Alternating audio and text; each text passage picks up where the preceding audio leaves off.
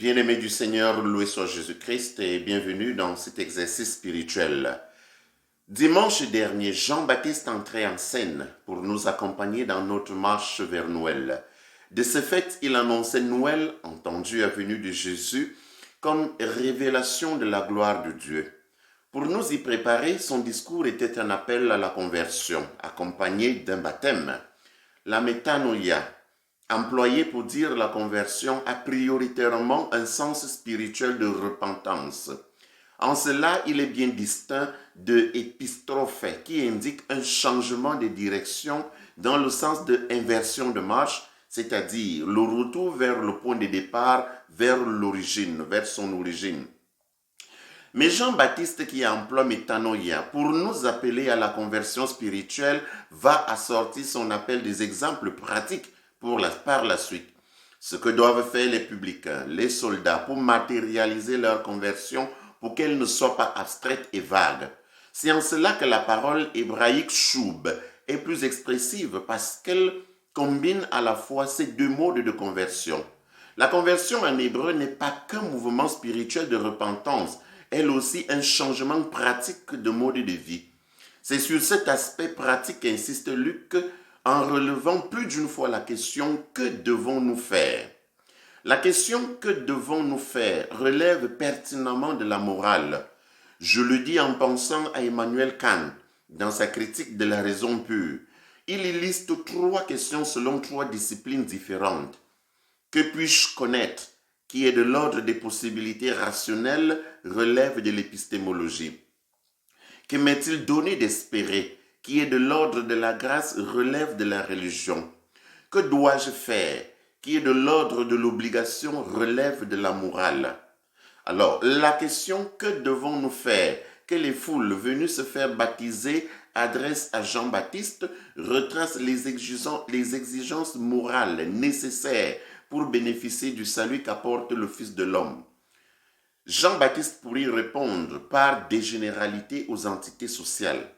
D'abord, ce que tous doivent faire, indépendamment de leur classe sociale, c'est de vêtir celui qui est nu. C'est de partager son pain avec l'affamé.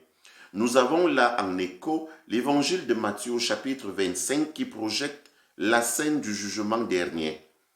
Quand le Fils de l'homme viendra dans sa gloire et tous les anges avec lui, alors il siégera sur son trône de gloire. Toutes les nations seront rassemblées devant lui. Il séparera les hommes les uns des autres, comme le berger sépare les brebis des boucs. Il placera les brebis à sa droite et les boucs à sa gauche. Alors le roi dira à ceux qui seront à sa droite, « Venez les bénis de mon Père, recevez en héritage le royaume préparé pour vous depuis la fondation du monde.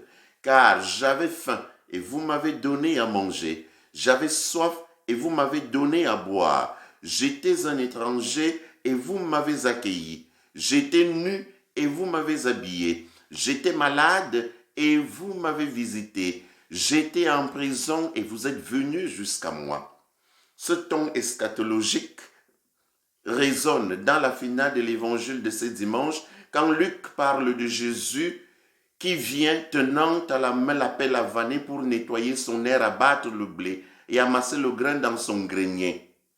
L'on comprend donc que Noël ne sera pas que l'accueil du Dieu nouveau-né, il sera aussi comparution pour rendre compte de nos œuvres de miséricorde.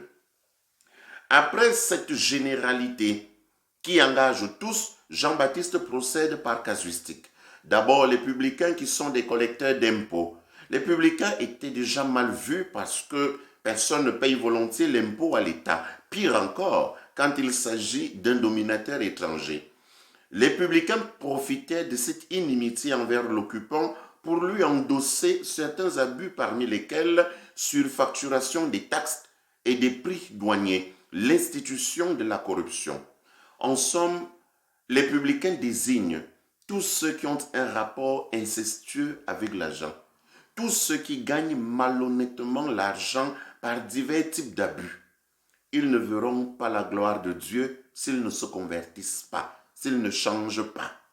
La deuxième catégorie sociale concerne les soldats. Mais en fait des soldats, il est question de tous ceux qui exercent de quelque manière que ce soit, la violence et les abus sur des catégories faibles. En somme, l'évangile de ce dimanche nous offre un tableau qui met en lumière 3 pôles de valeurs pour nous préparer non seulement à Noël, mais aussi au jugement ultime. Ces 3 pôles sont donc les œuvres de miséricorde, l'honnêteté dans les rapports humains et la gestion des biens, le respect des droits et dignité des personnes humaines. Bon week-end à tous et à vendredi prochain.